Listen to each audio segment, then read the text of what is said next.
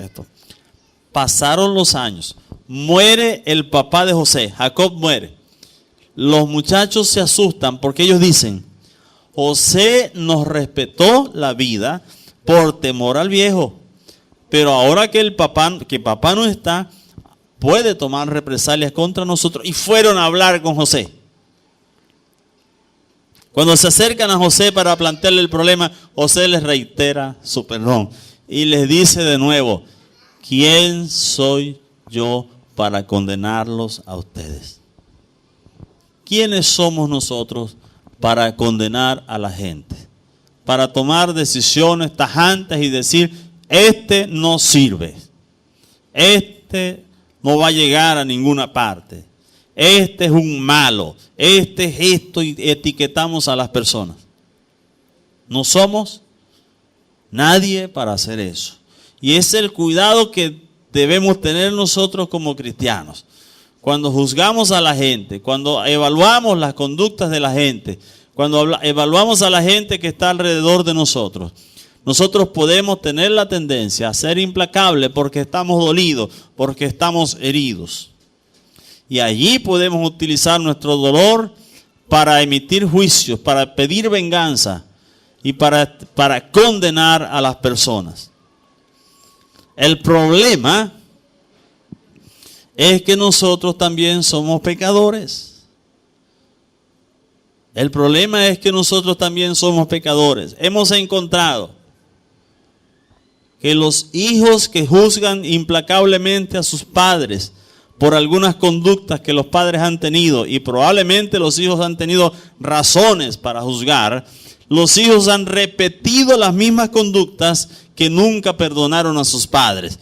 Pero los hijos que han sido misericordiosos con sus padres, que han entendido las fallas de sus padres, pero han querido ser mejores que sus padres, por supuesto, lo han podido hacer, han superado a sus padres, pero les han perdonado. Quien les habla tuvo la experiencia de tener un papá que no estaba en casa. Y como familia juzgamos a papá. Y decidimos que era malo. Y caímos en lo mismo que han caído muchas familias venezolanas y latinoamericanas. Por el padre ausente, porque faltó, por lo que sea, por X o por Y, hemos dictaminado, mamá es buena, papá es malo, y hemos sido injustos.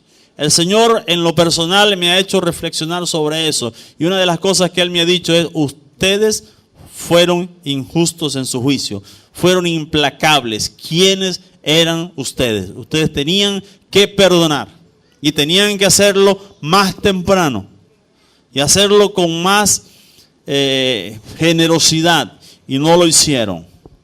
Escúcheme, ya yo no tengo a mi padre al frente para decirle, viejo, te perdono. Yo no soy quien para juzgarte. ¿Faltó? Sí. Pero había que perdonar.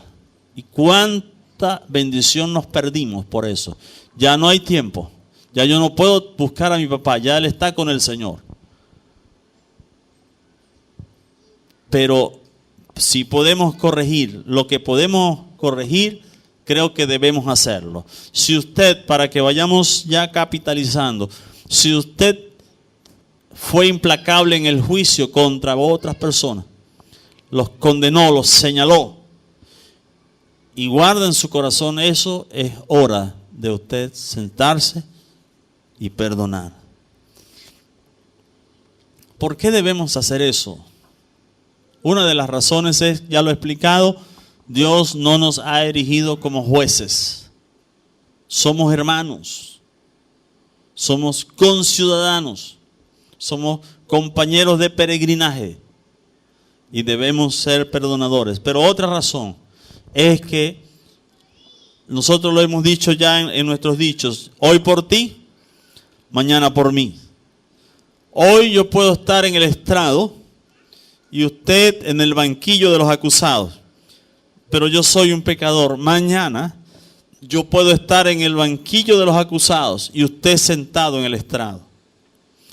Es por esa razón, es una de las razones, por eso el Señor dice, no juzguen para que no sean juzgados, porque con la medida con que ustedes juzguen, con esa medida se les juzgará a ustedes también. Entonces, hoy yo estoy en el estrado, me constituyo un juez, dicto sentencia y declaro culpable y aplico el castigo, todo el peso de la ley. Mañana yo puedo estar en el banquillo de los acusados y se me puede aplicar todo el peso de la ley. Entonces, no debemos juzgar para que no seamos juzgados. Debemos ser magnánimos. La indicación bíblica y la enseñanza bíblica para nosotros es que debemos ser magnánimos. Esto, ojo, aclaro esto. Esto no significa que nosotros debemos tener una actitud pasiva, indiferente ante el pecado. Tenemos la capacidad de discernir. Dios nos ha hecho de esa manera. Podemos discriminar, es decir, establecer, clasificar entre lo que es bueno y lo que es malo. Podemos exhortarnos unos a otros, podemos reprender, pero lo que no podemos hacer es hacer juicio de condenación sobre las personas, ser definitivo. Porque la persona que hoy está postrada en el pecado, Dios, si se arrepiente, Dios puede mañana levantarlo y honrarlo. La Biblia dice que Dios levanta al pobre del muladar, al menesteroso del muladar, y lo hace sentar con los príncipes de la tierra. Así es el Señor. Él quita y Él da. Él exalta y Él humilla. Entonces, cuando a nosotros nos toque juzgar las conductas de los hombres, las conductas de otras personas, nunca se nos olvide eso. Que Dios no nos ha dado la autoridad de condenar, que nunca tendremos la última palabra. Le dije a un joven hace varios meses, le dije estas palabras y espero que pueda servir para todos nosotros. Le dije: hijo, quienes te juzgaron, quienes emitieron juicio sobre ti, créeme que fueron usados por el Señor para corregirte y debes perdonar. Pero si eres fiel, un día Dios te va a sentar con ellos. Los vas a poder mirar a los ojos y vas a sentir la honra de Dios en tu corazón. La vas a palpar. Pero si ellos no son fieles, si ellos no son humildes, ellos pudieran tranquilamente estar un día sentados donde estás tú sentado ahora en este momento. Si eres fiel, Dios te va a honrar. He encontrado que la gente que ha experimentado con la disciplina de Dios, que ha experimentado el rigor, a veces lo que llamaríamos el rigor de la disciplina divina sobre su vida, sobre su corazón, tienen al parecer corazones más sensibles. Parece que la comprensión de su propia pecaminosidad les ayuda a ser más magnánimos, más misericordiosos cuando juzgan a otros. Se nos enseñó un principio hace muchos años, cuando todavía ni siquiera estábamos ministrando en el liderazgo. Pero aprendimos un principio. Quienes nos formaron desde niños nos dejaron escrito algo que nunca se me olvida. Y ellos decían esto: cuando el pastor vaya a visitar a un rebelde, a alguien que está desanimado, que está apartado, para convencerle de su pecado, debe colocarse, y fíjense la expresión que ellos usaron, debe colocarse primero en el puesto perfecto de la humildad. Eso previene de la soberbia. Eso previene de llegar como un juez a decirle: aquí estoy para hacerte saber lo feo de tu pecado. Y puede mostrar la misericordia de Dios primero y traer al ofensor al arrepentimiento sobre la base del convencimiento que hace el Espíritu Santo y no una postura humana implacable. Y aprendimos eso. Y de cuando en cuando tenemos que recordarlo y actualizarlo, por decirlo así. Bien lo dijo el apóstol Pablo. Si alguno fuere sorprendido en alguna falta, ustedes que son espirituales, restáurenle con espíritu de mansedumbre, considerándose ustedes mismos, no sea que ustedes también sean tentados. El asunto es que somos humanos, que somos, como decimos en el argot llanero, arrieros somos y en el camino andamos. Es decir, andamos en un peregrinaje y no sabemos qué nos depara la vida. No sabemos si podemos faltar. Y haríamos bien en nosotros ser magnánimos a la hora de juzgar las conductas de otras personas. De los seres queridos, de la gente que a veces no conocemos y que nos falta, de la gente que comete errores graves. ¿Cómo vamos a enfrentar eso? ¿Con qué actitud vamos a asumir un juicio? Debemos abstenernos nosotros de decir la última palabra. Recuerde eso. La persona que hoy usted ve postrado en el pecado, recuerde, Dios un día lo puede visitar y lo puede colocar con los príncipes de la tierra, por así decirlo. Por eso, no sea definitivo en su juicio. Identifíquese con esa persona. Acompáñelo. Ayúdelo. No apañe el pecado, por supuesto. No es apañar el pecado. No es contemporizar con el pecado. No, no es eso. Es mostrar la firmeza de Dios, pero la ternura de Dios también. Ahora, el Señor nos da un antídoto interesante. Dice, ¿y por qué miras la paja que está en el ojo de tu hermano y no echas de ver la viga que está en tu propio ojo? ¿O cómo dirás a tu hermano, déjame sacar la paja de tu ojo y he aquí la viga en el ojo tuyo? ¿Cómo nos ayuda a entender esto? De verdad, ¿cómo nos ayuda a entender esto?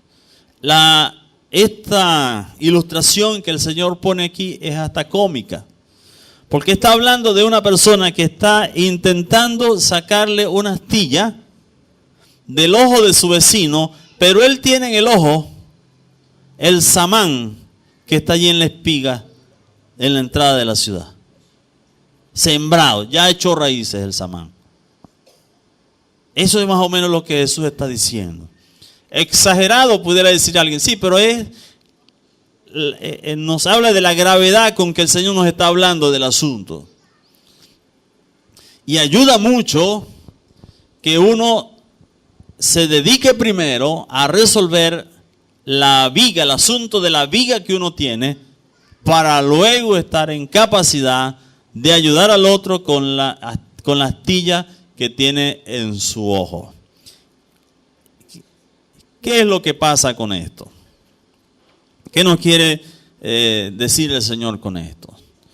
Generalmente, cuando nosotros estamos preocupados por faltas en otras personas y nos enojamos, nos estresamos, nos erigimos como jueces y pretendemos resolver eso, generalmente estamos pasando por alto problemas más graves que tenemos nosotros mismos. Y ese afán, esa angustia por resolver o por corregir al otro, a veces está expresando o está dejando de lado una situación más grave en nuestro propio corazón. Hemos encontrado en la experiencia que las personas que son implacables en su juicio, que cuando uno está frente a ellos se siente cuestionado a veces, se siente revisado, se siente como examinado, que son inflexibles en su juicio, que las cosas son como son. Como decía la señora aquella, no es que tenga lengua de hacha, las cosas son como son, decía esta señora. Para hablar de su rigidez, hemos encontrado con muy honrosas excepciones, que detrás de esa conducta se esconde un problema moral, un problema ético importante que está tratando de ser ocultado, tratando de ser disimulado con una rigidez extrema y una actitud de juicio hacia las demás personas que asusta muchas veces. Y nos sorprende.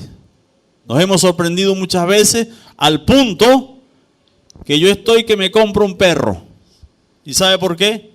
Para poder decir, mientras más conozco a los seres humanos, más quiero a mi perro. Porque los seres humanos, ¿cómo se nos hace fácil exigirle a los demás? Los demás tienen que ser íntegros, tienen que ser perfectos. ¿Y cómo se nos olvida tan fácilmente nuestras faltas? Y normalmente o generalmente nuestras faltas son más graves, más urgentes. El Señor nos dice en su palabra, dedícate a sacarte la viga que tienes en el ojo. Después que te saques la viga que tienes en tu ojo, estarás en capacidad, no nos prohíbe, estarás en capacidad de ayudar a tu hermano. Pero ¿qué es lo que va a pasar después que usted y yo nos saquemos la tremenda viga que tenemos en el ojo? ¿Usted cree que vamos a tener la misma actitud? ¿Verdad que no? ¿Vamos a ser más comprensivos? ¿Verdad que sí? ¿Se nos va a hacer más fácil identificarnos con la persona? Por supuesto. ¿Por qué? Porque nos hemos dado cuenta que nosotros teníamos un problema mucho más grave que la otra persona. Y eso tiene que ver no solo con la gravedad del problema, sino con la responsabilidad sobre el problema. Lo que el Señor creo que quiere que entendamos aquí también es que yo soy primero o en primer término responsable de mi propia conducta y la conducta de otras personas es mucho menos mi responsabilidad. O sea, no es tanto mi responsabilidad, no es un asunto por el que yo debo estresarme. No es un asunto por el que yo debo molestarme. Ando enojado por la gente, porque fulanito, ando molesto porque el otro, ando molesto porque la otra. Y andamos con esa angustia y nos estresamos, nos enfermamos, nos da, mire las cosas que nos dan. Dolores de cabeza, nos da gastritis, nos da úlcera, que ya la gastritis ha avanzado. Y como no hemos desarrollado un corazón perdonador y seguimos pendientes de todo el mundo, menos de nosotros, entonces terminamos con una gastritis. No estoy diciendo que las personas que tienen gastritis tienen ese problema, pero deberíamos revisar. Tendríamos más paz, hermanos, de verdad. La vida nos sería más tranquila si no cargáramos sobre los hombros a tanta gente que queremos corregir, que queremos enderezar, que queremos que caminen derecho. Y resulta que nosotros mismos no caminamos derecho. Esta expresión, esta ilustración que pone Jesús de la viga y el ojo me hace recordar al hombre que le fue perdonada una deuda cuantiosa. Dice la Biblia que este hombre debía 10,000 talentos. Eso era mucho real, mucha plata. Eso eran varios ceros a la derecha. Y él fue y le pidió misericordia. Y el rey lo perdonó y le dijo, te perdono la deuda completa. Exacto, ni siquiera fue que le dijo, págame la mitad, te perdono la deuda. Cuando él salió del despacho de su señor, se encuentra un consiervo que le debe 100 denarios. 100 denarios son 100 salarios, es decir, 100 días de trabajo. Eso es pagable. Es una cantidad que se puede pagar. 10,000 denarios se refiere a la inmensa deuda que usted y yo tenemos con Dios. 10,000 talentos. 100 denarios se refiere a las faltas que nosotros cometemos entre nosotros.